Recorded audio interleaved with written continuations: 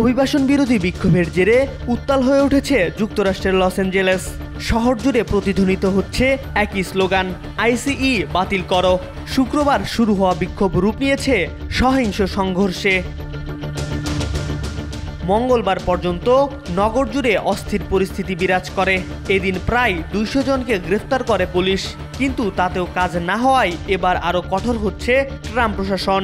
5 দিনেরও বেশি সময় ধরে বিক্ষোভ, সহিংসতা ও লুটপাট চলার পর শহরটির কেন্দ্রস্থলে কারফিউ জারি করা হয়েছে।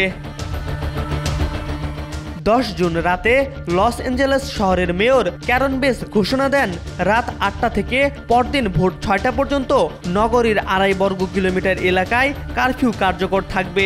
পরিস্থিতি অনিয়ন্ত্রিত থাকলে এই কারফিউ আরও কয়েকদিন বলবৎ থাকবে বলে জানা গেছে।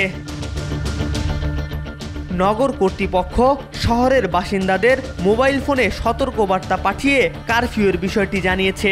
তবে যারা জরুরি চিকিৎসা সেবা গ্রহণ বা প্রদান করছেন কিংবা জরুরি বিভাগের কর্মী, তারা এই নিষেধাজ্ঞার আওতার বাইরে থাকবেন। এরই মধ্যে প্রেসিডেন্ট ডোনাল্ড ট্রাম্পের নির্দেশে কয়েকশো মার্কিন মেরিন সেনা লস অ্যাঞ্জেলেসে পৌঁছেছেন। এর পাশাপাশি ট্রাম্প নগর জুড়ে 4000 ন্যাশনাল গার্ড সেনা মোতায়েনেরও নির্দেশ দিয়েছেন।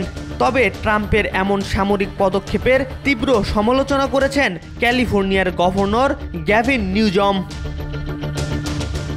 মূলত যুক্তরাষ্ট্রে তথাকথিত অবৈধ অভিবাসীদের ধরতে যে ধরপাকড় শুরু হয়েছে তা ব্যাপক বিক্ষোভ সহিংসতায় রূপ নিয়েছে।